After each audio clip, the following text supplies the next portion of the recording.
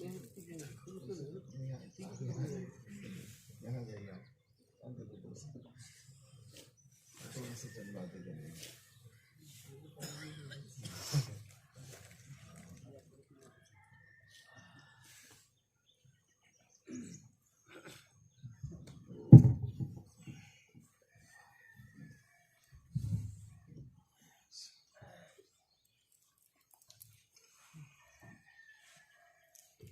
بسم اللہ الرحمن الرحیم. الحمد للہ نحمده ونستعینه ونستغفره ونؤمن به ونتوکل علیہ ونعوذ باللہ من شرور انفسنا ومن سیئات اعمالنا. من يهده اللہ فلا مضل له ومن يضلله فلا هادی له. ونشهد أن لا إله إلا الله وحده لا شريك له. ونشهد أن سيدنا ونبينا ومولانا محمدا عبده ورسوله صلى الله تعالى عليه وعلى آله وأصحابه وبارك وسلم تسليما كثيرا. أما بعد فأعوذ بالله من الشيطان الرجيم. بسم اللہ الرحمن الرحیم. ولا تكونوا كالذين نسوا الله فأنساهم أنفسهم أولئك هم الفاسقون. صدق الله العظيم. سبحان ربك رب العزة عما يصفون وسلام على المرسلين والحمد لله رب العالمين. اللهم صل على سيدنا محمد وعلى آل سيدنا محمد وبارك وسلم. اللهم صل على سيدنا محمد وعلى آل سيدنا محمد وبارك وسلم. اللهم صل على سيدنا محمد وعلى آل سيدنا محمد وبارك وسلم.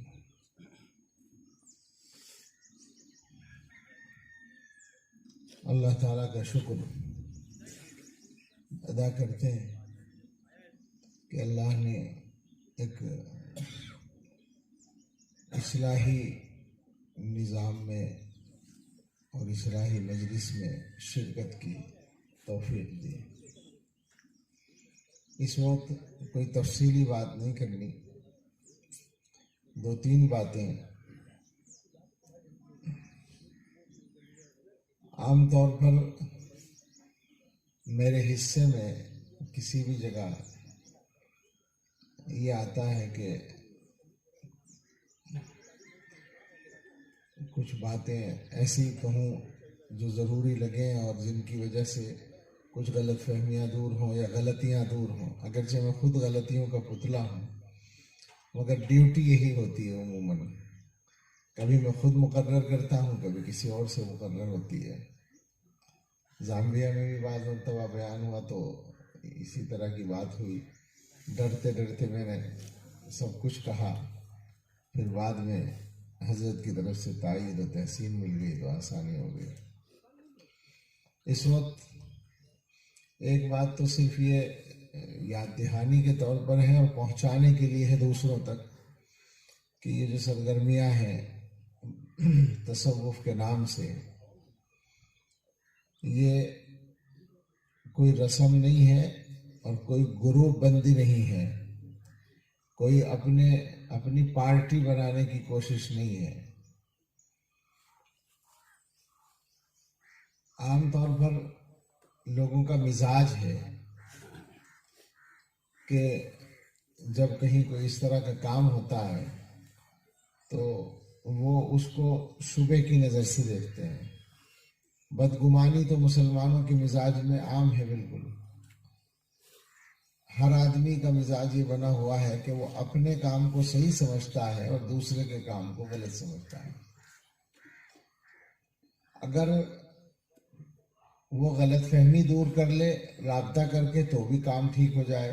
یہ ہم نہیں کرتے، بلکہ تبصرے کرتے ہیں، غیبتیں کرتے ہیں. جو کرنے کا کام ہے وہ نہیں کرتے، جو نہیں کرنے کا کام ہے وہ کرتے ہیں. تو تصوف کے مشغلوں پر اعتراض کرنے والا جو طبقہ ہے اس کا بھی قصہ ایسا ہی ہے. دور رہ کر بات کرتے ہیں، قریب آ کر نہیں دیکھتے ہیں۔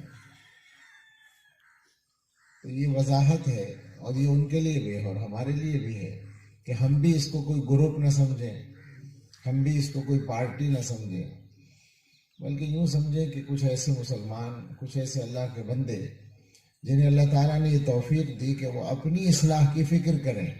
ایسے لوگ جمع ہو گئے کسی جگہ تو اس کا نام یہ حلقہ بن گیا، خانقاہ بن گیا۔ صرف اپنی اصلاح مقصد ہے اور کچھ بھی نہیں ہے، اور کچھ جس کا مقصد ہو وہ چلا جائے، اور کچھ بھی جس کا مقصد ہو اسے رہنے کی ضرورت ہی نہیں ہے، نہ اس کو فائدہ ہوتا ہے۔ یہ بھی پکی بات ہے۔ جو فائدہ اصل ہے وہ آدمی بننا ہے، وہ اسی کو ملتا ہے فائدہ جس کی نیت صحیح ہوتی ہے۔ تو یہ ایک چھوٹی سی بات تھی۔ دوسری بات آپ حضرات سے اسی سے ملتی جلتی عرض کرنی ہے کہ ہم سب اپنی نیتوں کو ٹھیک رکھیں، اور نیت صرف یہ ہے کہ شریعت پر چلنے میں جو کوتاہی ہوتی ہے اور جو ارادے کے باوجود دشواری ہوتی ہے، یعنی ہم چلنا چاہتے ہیں چل نہیں پاتے، ہم کوئی کام کرنا چاہتے ہیں اچھا کام نہیں کر پاتے، یا کسی برائی سے بچنا چاہتے ہیں بچ نہیں پاتے، یہ جو کمزوری ہماری ہے یہ دور ہو جائے۔ بہت سارے لوگ تصوف کی حقیقتوں کو اپنے اپنے انداز سے بیان کرتے ہیں۔ کابر نے تو جو بیان کیا وہ ہر ایک کی بات اپنی جگہ بہت بالکل درست ہے۔ مجھ سے بعض مرتبہ اس طرح کی بات آئی کہ بہت سے لوگ بیعت ہونے میں تاخیر کرتے ہیں، چاہتے ہیں، وہ ارادہ رکھتے ہیں کہ کبھی نہ بیعت ہوں گے، لیکن وہ کہتے ہیں کہ کوئی پابندیاں بہت لگ جائیں گی، ادھر ابھی نہیں۔ تو ایسے لوگوں سے میں نے کہا کہ جو پابندیاں شریعت کی طرف سے پہلے سے لگی ہوئی ہیں ان میں کوئی اضافہ نہیں ہوگا، البتہ ان پابندیوں کو پورا کرنے میں آسانی ہو جائے گی، بس اتنی بات۔ جو آدمی یہ سمجھتا ہو کہ بھئی کسی سے بیعت ہو گئے تو بڑی کچھ پابندیاں ہو جائیں گی، ابھی ہم اس کے لائق نہیں ہیں، تو اس کا مطلب یہ کہ آپ شریعت کو چلنے کے لائق نہیں ہیں، ابھی آپ بالغ نہیں ہوئے ہیں، آپ مکلف نہیں ہیں اللہ کی شریعت میں۔ بس اتنی ہی بات ہے کہ شریعت و سنت کے مطابق زندگی گزارنا یہ ہماری ذمہ داری ہے، اور اس ذمہ داری کو پورا کرنے میں ہم سے کمزوری ہوتی ہے، تو اس کی طاقت پیدا کرنا یہ مقصد ہے، اور وہ طاقت پیدا ہوتی ہے، یہ پکی بات ہے، چونکہ اس طاقت کا تعلق ہے اللہ کے نام سے۔ دنیا میں اصل طاقت اللہ تعالیٰ کی ہے، ہر چیز میں۔ اللہ تعالیٰ کے نام میں بھی طاقت ہے، اللہ تعالیٰ کی جو ذات ہے وہ تو اصل طاقت ہے، لیکن اس ذات کو ہم جسمانی طور پر تو کہیں نہیں پا سکتے۔ وہ جو کچھ ہے جس کو ہم سمجھتے نہیں ہیں کہ وہ کیا ہے، کیسا ہے، اسے جب دیکھیں گے انشاءاللہ جنت میں تو وہاں بھی کوئی وہ جسم تو نہیں ہوگا، وہ الگ بات ہوگی۔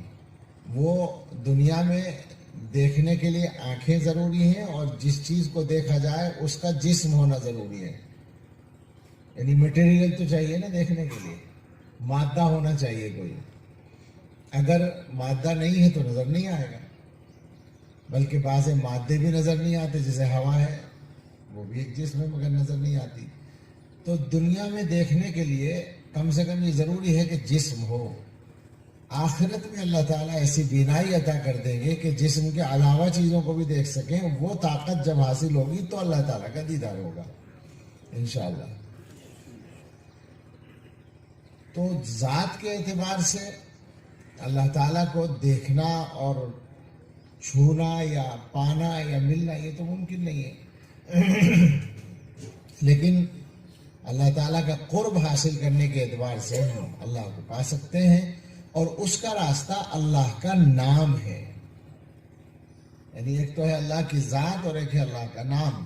تو جو نام ہے اس میں بھی اسی طرح سے طاقت رکھی گئی ہے کہ جو آدمی اس نام کو لیتا ہے اس کے اندر طاقت آ جاتی ہے۔ یہ خلاصہ ہے یا یہ فلسفہ ہے ذکر کا، جو بھی ذکر کہیں کرایا جاتا ہے تصوف کے تمام سلسلوں میں، ذکر کے طریقے تو الگ الگ ہیں، اور وہ طریقے الگ الگ اس لیے ہیں کہ قرآن و حدیث میں سب طریقے آئے ہیں۔ جو اہل حق مشائخ ہیں، چاہے وہ نقشبندیہ سے ہوں، چشتیہ سے ہوں، یا کسی اور سلسلے سے ہوں، وہ ظاہر قرآن و حدیث سے سب لیتے ہیں، قرآن و حدیث سے سب نے لیا ہے، اور قرآن و حدیث میں سب طریقے سے ذکر کرنا آیا ہے، تو ذکر کا کوئی بھی طریقہ ہے وہ اس کے مطابق ہے۔ اس کا جو مقصد ہے اصل، وہ یہ طاقت پیدا کرنا ہے آدمی کے دل کے اندر۔ اللہ کے نام میں بہت بڑی طاقت ہے، اس طاقت کا سمجھنا اسی آدمی کے لیے ممکن ہے جو اس طاقت سے قریب ہو جائے یا اس کا تجربہ کر لے۔ ہم لوگ جب کام کرتے ہیں تو آسانی کے ساتھ ایک دعویٰ کرتے ہیں، میں تو کرتا ہوں، کم سے کم مفتی صاحب جیسے شریف لوگ اس طرح نہ چاہے کہتے ہوں، لیکن میں تو یہ کہتا ہوں کہ میرے کو دعویٰ ہے اس کا، اور بالکل اس میں ڈر نہیں ہے تردید کا، کہ اگر صحیح طریقے سے پابندی سے ذکر کرو گے تو زندگی بدلے گی لازمی طور پر۔ چیلنج ہے یہ، اور اس میں کوئی ہمیں پریشانی نہیں ہے کرنے میں۔ جو بھی سالکین آ کر کہتے ہیں کہ حضرت فلاں گناہ نہیں چھوٹ رہا ہے، تو ہم کہتے ہیں حضرت مراقبہ نہیں ہو رہا ہے، وہ پکی بات ہے۔ یہ اس کا یقین کریں، آپ تجربہ کر لیں، ہماری بات پہ یقین نہ کریں، آپ خود ہی تجربہ کر لیں۔ کیا ہے، کسی کا شعر، غزل کا شعر یاد آیا مجھے اچانک، ہو سکے تو دل کی حالت خود ہی آ کر دیکھیے، غیر کی سنیے، نہ کہنے پر ہمارے جائیے۔ خود ہی کر لیجیے تجربہ، بہت آسان ہے، جتنا کر لیں گے اتنا فائدہ ہو جائے گا۔ دل جو ہے انسان کا مرکز ہے، اور اس کے اندر ایک طاقت ہوتی ہے، وہ طاقت پیدا ہو جاتی ہے ذکر سے، اور سب کام آسان ہو جاتا ہے۔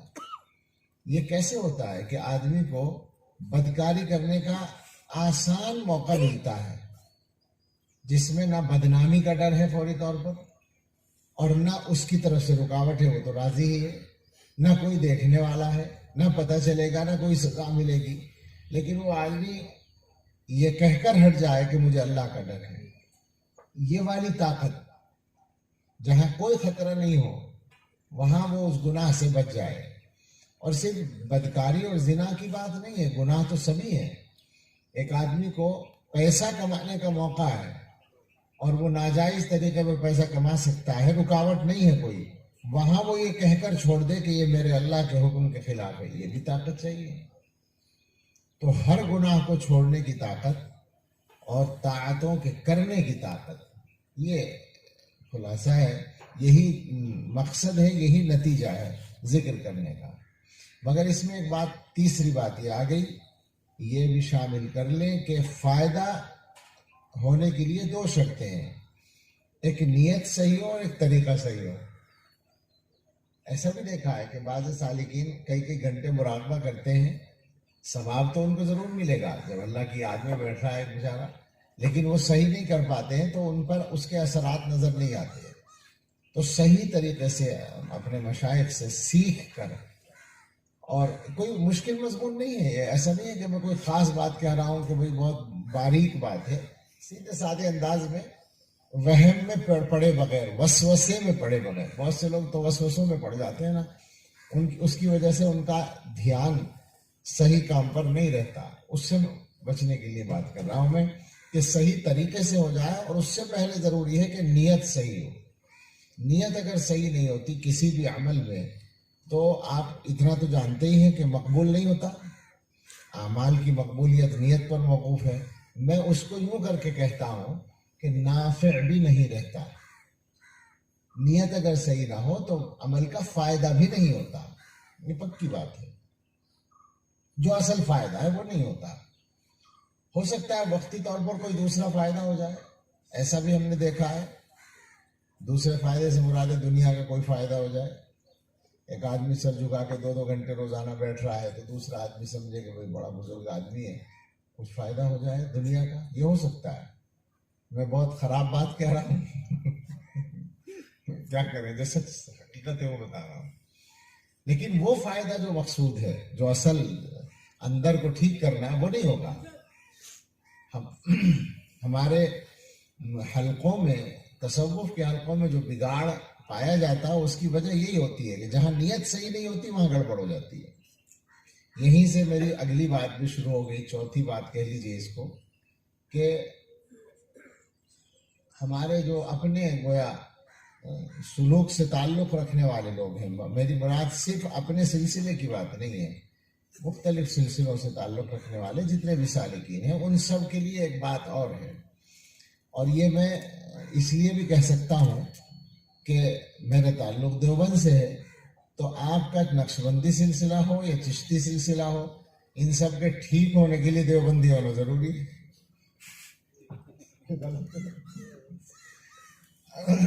یہ واقعہ ہے.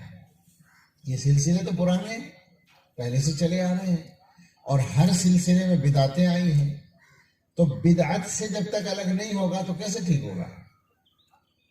آپ ہمارے علاقے میں ہندوستان میں تو یہ نقشبندی سلسلہ اب شروع ہوا حضرت کی برکت سے، شروع کا مطلب تیزی کے ساتھ، پہلے کم رہا ہے، لیکن ترکی وغیرہ کے علاقے میں تو نقشبندی بھرے پڑے ہیں اور اکثر بدعتی ہیں، اکثر میں بدعت ہیں. وہاں بھی یہیں سے پہنچا ہے سلسلہ. حضرت مجدد الفسانی رحمۃ اللہ علیہ کے سلسلے میں مرزا مظہر جانا کے خلیفہ شاہ غلام علی صاحب تھے، ان کے خلیفہ تھے شیخ خالد بغدادی کردی رحمۃ اللہ علیہ. وہ وہاں کے رہنے والے تھے، شام کے. کردوں کا جو علاقہ ہے، کردوں کا علاقہ کچھ شام میں ہے، کچھ عراق میں ہے، کچھ ترکی میں ہے. تو اس کردی علاقے کے وہ رہنے والے تھے اور وہ بہت بڑے شیخ تھے. ان کا سلسلہ عراق میں، شام میں، ترکی میں سب جگہ پھیلا ہوا ہے. علامہ شامی رحمۃ اللہ علیہ جو مشہور فقیہ ہیں، ہمارے فتوے کی سب سے مشہور کتاب ہے علامہ شامی کی. علامہ شامی بھی شیخ خالد کے ہی مرید تھے، اور ان پر کچھ اعتراضات ہوئے تو علامہ شامی نے ان کے دفاع میں ایک رسالہ لکھا تھا، سل الحسام الہندی لنصرت مولانا شیخ خالد النقشبندی. تو ان کے ذریعے وہاں سلسلہ پھیلا، اور ترکی کے پورے علاقوں میں جو تصوف کا سلسلہ ہے زیادہ تر وہ نقشبندیہ کا ہے. کچھ شاذلی بھی ہیں اور بھی ہیں، لیکن کثرت سے یہ ہے، مگر زیادہ تر بدعت سے متاثر ہیں. وہاں علماء پھر محنت کرتے ہیں، جیسے ابھی کیا نام تھا، شیخ محمود آفندی وغیرہ نے محنت کی، کوشش کی بدعات کو دور کرنے کی، تو بدعات آ جاتی ہیں. ہمارے یہاں یہ ہے کہ علماء دیوبند کے طریق پر کوئی سلسلہ ہے تو وہ ٹھیک ہے، ٹھیک رہے گا، بدعات سے پاک رہے گا. اس سے ہٹے گا تو گڑبڑ ہو جائے گی. اسی وجہ سے فرق ہوتا ہے، اوپر فرق ہے، نیچے فرق نہیں ہے. یہ میں ایک خاص بات کہہ رہا ہوں، میری یہ بات ممکن ہے سب لوگ نہ سمجھیں. یعنی تصوف کے سلسلوں میں نقشبندیہ کا الگ طریق ہے، چشتیہ کا الگ ہے، قادریہ، سہروردیہ الگ الگ ہیں، لیکن دیوبند میں آ کر سب ایک ہیں، اس لیے کہ سب کا مقصد ایک ہے، شریعت پر چلانا، شریعت کا پابند بنانا، سنت کا پابند بنانا. تو اس لیے میں عرض کرتا ہوں، تمام قسم کے سالکین سے یہ بات کہتا ہوں کہ بدگمانیاں چھوڑیں، صحیح نیت کے ساتھ اپنا کام کریں، کسی کے چکر میں نہ پڑیں. ایسا ہو سکتا ہے کہ آپ کسی کے پیچھے پڑیں اور آپ کو کچھ فائدہ ہو جائے، مگر وہ فائدہ دنیا کا ہوگا، آخرت کا نہیں ہوگا. اس سے مطمئن رہیں، بے فکر رہیں. دنیا کے فائدے کے لیے کوئی اور کام کر لو نا یار، تصوف کو بھی استعمال کرتے ہو. میں جہاں کہہ رہا ہوں، مطلب جو بات کہنا چاہتا ہوں، جہاں پہنچے گی وہاں فائدہ ہو ہی جائے گا، پہنچ جائے گی، لیکن مجھے کہنا ہے جو صحیح بات ہے وہ کہنی ہے. بدگمانیاں جو ہیں ان کی بنیاد پر معاملات کرنا یا ایک پورا ہنگامہ کھڑا کر دینا یا فتنے پیدا کر دینا، اگر یہ اس کے بعد بھی آپ سمجھتے ہیں کہ آپ تصوف کا کام کر رہے ہیں تو بہت غلط فہمی کا شکار ہیں. یہ ہو رہا ہے، مولویوں کی لائن میں بھی ہوتا ہے، صوفیوں کی لائن میں بھی. صاحب بات میں اسی لیے کہہ رہا تھا کہ میرے حصے میں باتیں ایسی آتی ہیں اور اس کی ضرورت ہوتی، کیا کروں، بیٹھ کے میں تعریفیں کر لوں تو خوش ہو جائیں گے سب، لیکن اللہ نے یہ توفیق دی کہ صحیح بات کہی جائے. اور مقصد اس کا بھی یہی ہے، اصل مقصد یہ ہے کہ گڑبڑ دور ہو اور معاملہ ٹھیک ہو. تو ہمارے مولویوں کے حلقے ہوں یا صوفیوں کے حلقے ہوں، ان کو آپس میں ایک دوسرے کی وہ برداشت نہیں ہے.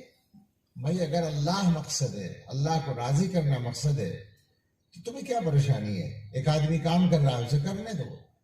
مدرسوں میں یہی ہوتا ہے, مدرسہ بنا لیا ایک آدمی نے, اب دوسرا آدمی مدرسہ کھولتا ہے تو اس کی ذمہ داری ہے کہ وہ صحیح نیت سے کھولے. اب اگر وہ صحیح نیت سے کھول رہا ہے تو آپ کو کیا پریشانی ہے؟ آپ کا مدرسہ اگر پہلے سے چل رہا ہے. آپ نے شاید پڑھا ہوگا, میں سنا دیا کرتا ہوں بعض مرتبہ, حضرت تھانوی رحمۃ اللہ علیہ کے بہت بڑے خلیفہ تھے, بلکہ بعض حضرات ایسا سمجھتے ہیں, اور میرا بھی یہ رجحان ہے کہ وہ سب سے بڑے ہوں گے اگر دیکھا جائے, مفتی محمد حسن صاحب امرتسری رحمۃ اللہ علیہ. عجیب و غریب قسم کے آدمی تھے, علم بہت اونچا تھا, تقوی کا عالم تو یہ تھا کہ ایک بیماری ان کی ٹانگ میں ہو گئی تھی, یہاں زخم رہتا تھا, سالوں تک تو وہ زخم چلتا رہا, ٹھیک نہیں ہوا. پھر ایک وقت آیا کہ ڈاکٹروں نے فیصلہ کیا کہ پوری ٹانگ کاٹ دی جائے, الگ کر دی جائے. تو یہ آپریشن ہونا تھا, ٹانگ کٹنی تھی. اس کے لیے آپ سوچ سکتے ہیں کہ بے ہوش کرنا یا سن کرنا تو ضروری تھا. حضرت نے انکار کر دیا, نشہ نہیں لیں گے, بدن میں نشے کی کوئی چیز داخل نہیں ہونے دوں گا. بہت کوشش کر لی گئی, یہاں تک کہ بڑے بڑے لوگوں سے سفارش بھی کرائی گئی. یعنی ڈاکٹروں نے بعض بڑے لوگوں سے کہا کہ آپ سمجھا لیں حضرت کو, منع کر دیا کہ نہیں. اور ڈاکٹر پریشان, علاج ضروری. فرمایا ایسا ہے, جو تمہیں جو کرنا ہے وہ کرو, مجھے میرے حال پہ چھوڑ دو. بے ہوش نہیں کرنا ہے, نشہ نہیں لینا, انجیکشن نہیں لگوانا, سن کرنے کا انجیکشن بھی نہیں, مجھے لے چلو آپریشن کرو. لے گئے, میز پر لٹا دیا. حضرت نے ڈاکٹروں سے کہا کہ تم اپنا کام شروع کرو, اور اپنا مراقبہ شروع کر دیا. کیسا مراقبہ تھا, کیا تھا؟ کچھ دیر کے بعد ڈاکٹر اپنا کام کر رہے ہیں, نہ کوئی ہائے, نہ نہ تکلیف کا اظہار, کچھ بھی نہیں. ٹانگ کاٹ دی گئی. تھوڑی دیر کے بعد حضرت نے پوچھا, کر لیا تم نے اپنا کام؟ اور ٹانگ کٹ گئی اور انہیں پتہ ہی نہیں ہے. یہ سچا واقعہ ہے, مبالغہ نہیں ہے, مبالغہ بھی نہیں ہے اس میں, ایسے ہی ہوا. میں نے تصدیق کی. ان کے صاحبزادے مولانا فضل الرحیم صاحب, جو ابھی محتمیم میں وہاں پر, چھوٹے بیٹے ہیں ان کے, بہت بوڑھے ہیں, ہمارے حضرت سے بہت محبت کرتے ہیں. وہ ملے تھے ہانگ کانگ میں. میں نے ان سے پوچھا تھا کہ یہ واقعہ ہم نے پڑھا ہے, اب آپ سے تصدیق چاہتا ہوں چونکہ آپ بیٹے ہیں. تو ان کا بالکل ایسے ہی ہوا تھا. اور ایک صاحب نے لکھا ہے کہ میں نے بعد میں پوچھا تھا کہ آپ کو کیسے پتہ نہیں چلا تکلیف کا, تو انہوں نے یہ بتایا کہ اس تکلیف کا جو اجر اللہ تعالیٰ کے یہاں تھا میرے لیے, وہ متمثل ہو کے شکل بن کے سامنے آ گیا تھا. میں اس کو دیکھنے میں غرق ہو گیا, اس کی دیکھنے میں ہو گیا. یہ آدمی, ان کا مدرسہ ہے, ابھی بھی ہے. اس مدرسے کے بالکل قریب ایک دوسرے عالم نے مدرسہ شروع کر دیا, وہ بھی بڑے عالم تھے. تو اب حضرت کے لوگوں نے, مفتی صاحب کے لوگوں نے آ کر کہا کہ جی دیکھیے حضرت, ہمارے بالکل قریب انہوں نے مدرسہ شروع کر دیا, کتنا غلط کیا. تو انہوں نے فرمایا کہ اس میں غلط کیا ہے, یہ تو بہت اچھا ہوا, اب ہمارا کام آسان ہو گیا. پہلے ہم تنہا کام کرنے والے تھے, اب 2 ہو گئے. پہلے ہم پورے علاقے کی ذمہ داری ہمارے اوپر تھی, اب وہ بھی کچھ کریں گے, کچھ ہم کریں گے, بہت اچھا ہوا ہے. خوشی کا اظہار. یہ کون کر سکتا ہے؟ جو کام اللہ کے لیے کرتا ہے. تو یہی مسئلہ ہے سب کے لیے, چاہے وہ علماء ہوں, چاہے وہ صوفیاء ہوں, کہ آپ کام کریں اللہ کے لیے, اور ہر آدمی یہی کوشش کرے کہ اللہ کے لیے کام کرنا ہے. اب آپ کو پریشانی کیا ہے اگر کہیں کام ہو رہا ہے؟ کچھ لوگوں کی عادت ہوتی ہے کہ کسی کی کوئی غلطی معلوم ہو جائے تو اب وہ اپنا فرض منصبی سمجھ لیتے ہیں کہ یہ غلطی ساری دنیا کو پتہ چلنی چاہیے. میرا ایک سوال ہے, اگر غلطی وہ ہے حقیقت میں تب ہے, یہ غلطی نہیں ہے اور آپ غلط بات, جھوٹی بات کہہ رہے ہیں, پھر تو آپ بہتان لگا رہے ہیں. آپ جانیں, آپ کا کام جانیں. لیکن کسی کی غلطی کو ہی پھیلانا دنیا میں اور لوگوں تک پہنچانا کون سے مفتی نے جائز قرار دیا ہے؟ میں تو قرآن کا فتویٰ جانتا ہوں حرام ہے، اسی کو تو غیبت کہتے ہیں، جو غلطی موجود ہے۔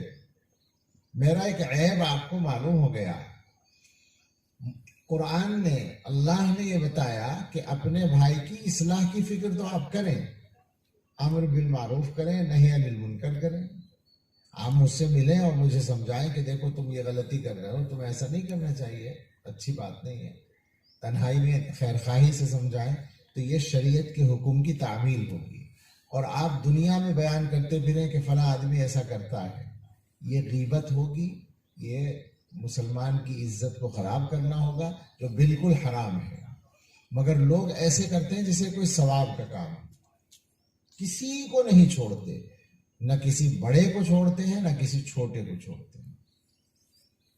آپ سے بھی اس لیے کہہ رہے ہیں کہ آپ بھی یہ مزاج بنائیں، چکر میں نہ پڑیں کسی کے بھی۔ عزتیں اللہ کے ہاتھ میں ہیں، اگر کسی آدمی کو عزت مل رہی ہے اور آپ کے خیال میں وہ اتنی عزت کے لائق نہیں ہے، تو آپ کو پریشانی کیا ہے؟ آپ کی عزت چھین کر تو نہیں دی جا رہی نا اس کو؟ سوچیں، وہ تو خزانے اللہ تعالیٰ کے ہاتھ میں ہے۔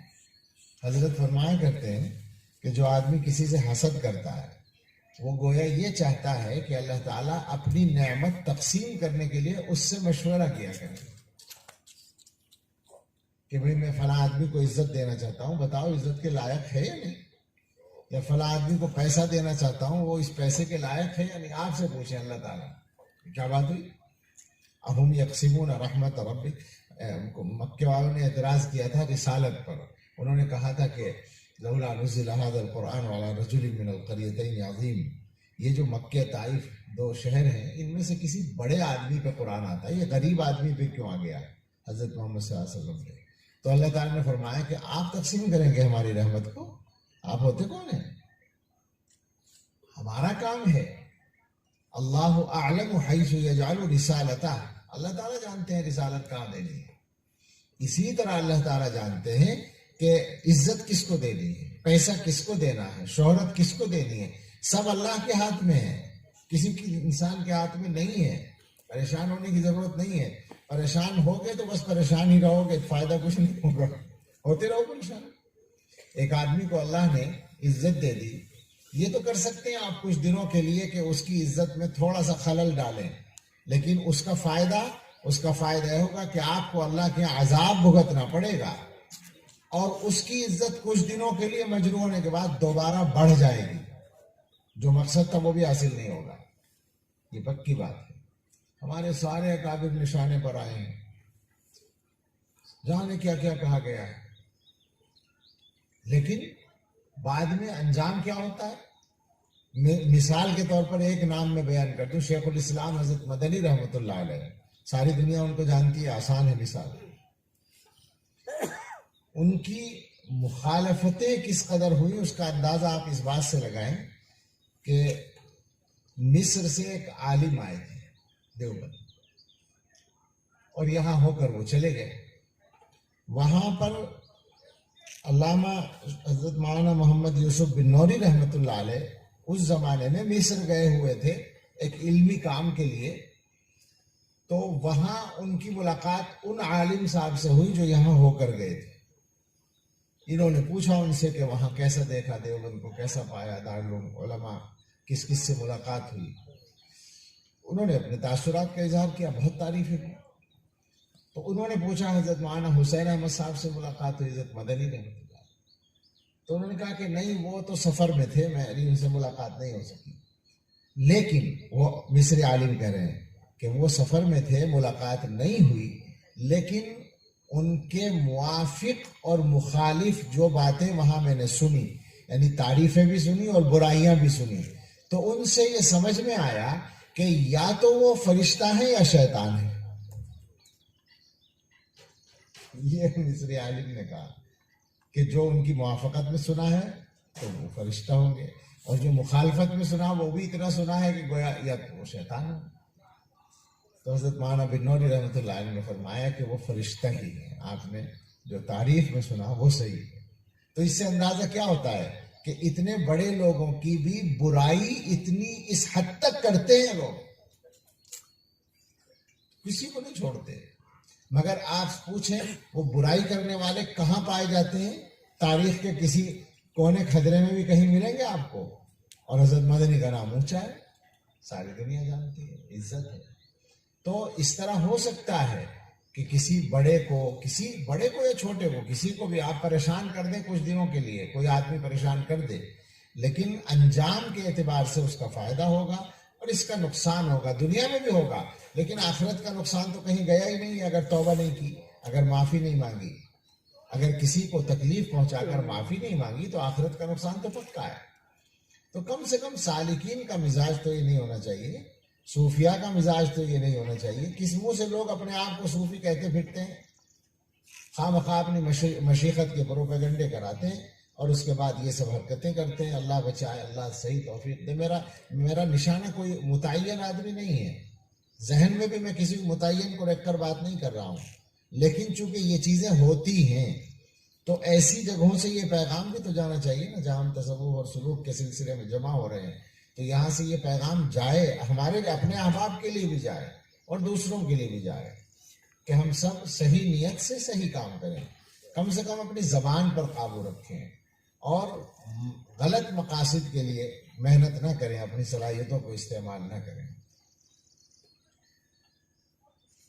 مجلس تو ذکر کی تھی، میری باتیں جو ہیں چلیں یوں کہتے ہیں کہ فکر کی باتیں تھیں، شاید عزت رکھ لیں میری آپ، ضرورت کی باتیں ہیں، اس میں کوئی شک نہیں ہے، حالات اچھے نہیں ہیں، اور سوچیں ذرا فتنے کتنے زیادہ ہیں، دلوں پر محنت کرنے کی ضرورت ہے، دل ہی تو بگاڑے جا رہے ہیں، ایمان جا رہا ہے لوگوں کا آج کل، ایمان کہاں ہوتا ہے؟ دل ہی میں تو ہوتا ہے۔ اب ہم لوگ محنت کرتے نہیں، میں اپنی بات کر رہا ہوں، آپ لوگ تو کرتے ہوں گے یقیناً، لیکن جب محنت نہیں کرتے ہیں تو اندر طاقت نہیں پیدا ہوتی، نہ اپنا کام صحیح بنتا ہے نہ دوسروں کو فائدہ پہنچا پاتے ہیں۔ اس کی ضرورت ہے کہ محنت کریں، محنت بس نہیں، کچھ بھی نہیں کرنا ہے، ذکر کرنا ہے۔ ہمارا ذکر تو آسان اتنا ہے، بیٹھ کے خاموش کرنا ہے، کتنا آسان ہے۔ اللہ نے بہت آسان، حضرت فرمایا کرتے ہیں کہ ہم لوگوں کے حصے میں آسان تصوف آیا ہے، آسان سلوک آیا ہے، مجاہدے اور مشکلات کہیں بھی نہیں ہے۔ حقیقت یہی ہے کہ مناسب انداز میں اگر کوئی آدمی محنت کر لیتا ہے ترقی کر جاتا ہے۔ یہ ذہن میں رکھیں کہ محنت میں تسلسل چاہیے، بس ناغہ نہیں چاہیے، ناغہ کر کے واپس آ جاتا ہے آدمی، نیچے چلا جاتا ہے، اور یہ بالکل فطری بات ہے۔ اور ساتھ میں یہ سمجھ لیں کہ شیطان چونکہ ساتھ لگا ہوا ہے تو ناغہ ہونے سے وہ اس کو اپنا موقع مل جاتا ہے، نقصان ہو جاتا ہے ہمارا۔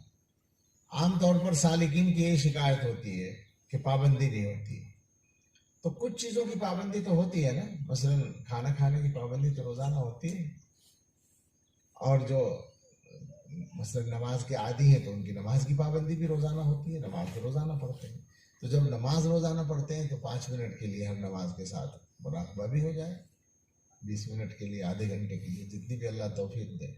پابندی چاہیے، تسلسل چاہیے، انشاءاللہ فائدہ ہوگا۔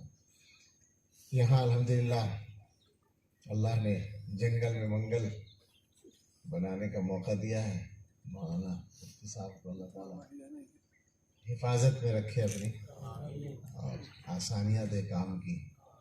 اللہ تعالیٰ جس کام کو آسان کرتے ہیں وہی آسان ہوتا ہے، اور جس کام کو اللہ آسان نہ کرے، چھوٹا کام بھی مشکل ہوتا ہے۔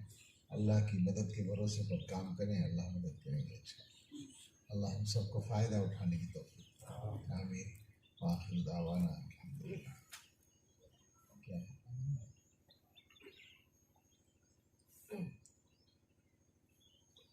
میں پوچھ رہا تھا کہ کیا ہے پانی ہے۔ یہ سنا ہے کہ ایک گاؤں والا ایک انگریز کا مہمان ہوا، واپس آیا تو لوگوں نے کہا بھائی کیسا تھا کھانا؟ کہتے ہیں کھانا تو اچھا تھا ہی، وہ میزبان جو تھا وہ بڑا اچھے اخلاق کا آدمی تھا، اپنے ہاتھ سے اٹھا اٹھا کر ہر چیز دیتا تھا، اور نام بھی لیتا تھا چیزوں کا، یہ ایک چیز کو چاول اٹھا، اس نے کہا رائس لو، اور یہ مٹن لو، اور یہ چکن لو، مگر اس نے جو آخر میں ایک چیز دی، اس نے کہا واٹر لو، وہ بالکل پانی نکلا، واٹر بالکل پانی نکلا، تعجب ہوا اس تو بالکل پانی ہی پلا دیا. چلیں چند منٹ مراقبہ کر لیں. اچھا مجلس میں بیٹھیں.